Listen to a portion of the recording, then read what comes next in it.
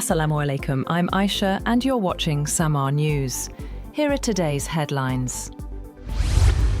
Russian President Vladimir Putin has offered no compromise on his terms for ending the war in Ukraine on Friday and accused the European Union of attempting daylight robbery of Russian assets.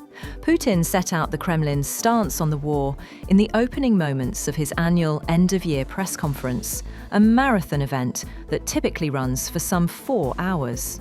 He said he did not see readiness on the Ukrainian side to agree a peace deal, but there were certain signals it was willing to engage in dialogue.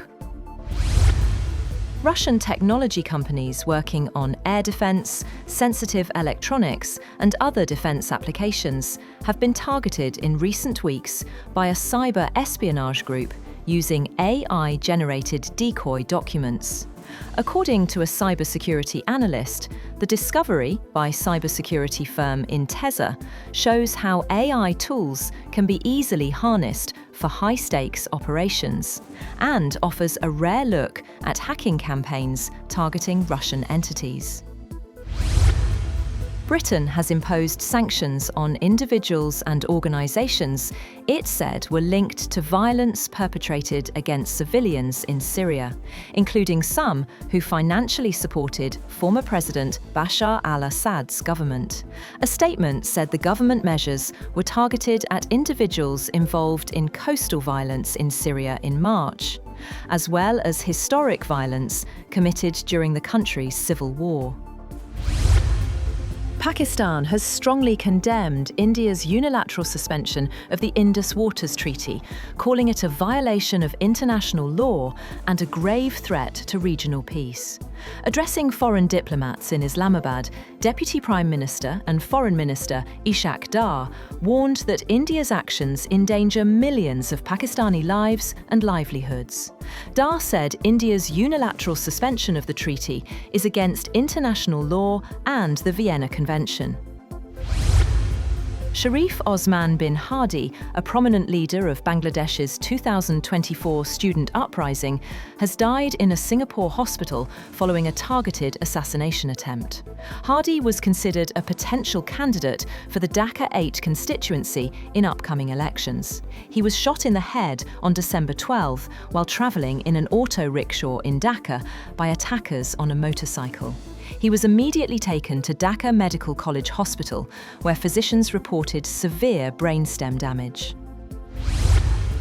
7 people have been killed in the crash of a Cessna 550 business jet in Statesville, North Carolina, including former NASCAR driver Greg Biffle.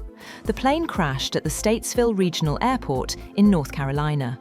The North Carolina Highway Patrol said it is believed that Biffle and members of his immediate family were among those killed, but because of a severe post-crash fire, a formal confirmation has not been completed.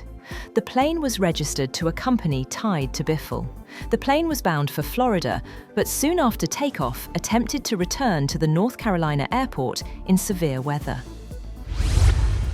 The suspect in the mass shooting last weekend at Brown University in the Providence area of Rhode Island, US, is dead. As investigators said, he also killed a Massachusetts Institute of Technology professor 2 days after the rampage at Brown.